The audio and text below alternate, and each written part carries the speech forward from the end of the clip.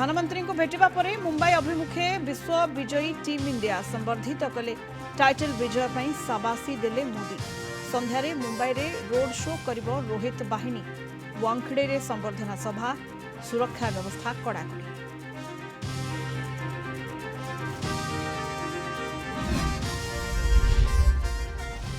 आठरे श्रीमंदिर रत्नभंडार खोलिबा संभावना कम। केबे खोलिबो तारीख स्थिर करिबे राज्य सरकार।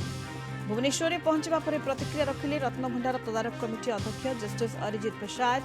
काली पुरी रे गुरुत्वपूर्ण बैठक।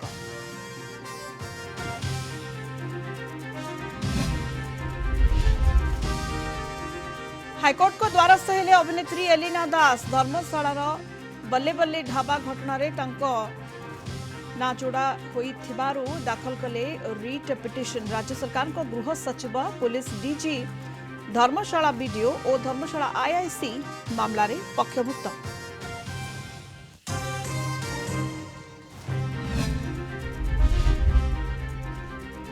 लोकसेवा भवन तृतीय महलार कार्य आरंभ सह मुख्यमंत्री मोहन माझी बड़ घोषणा। ओडिया भाषा हेब सरकारी काम। आवश्यक पड़े सरकारी भाषा आईन रे संशोधन। राज्यस्तरीय प्राकृतिक विपर्यय कमिटी बैठक रे हेला आलोचना।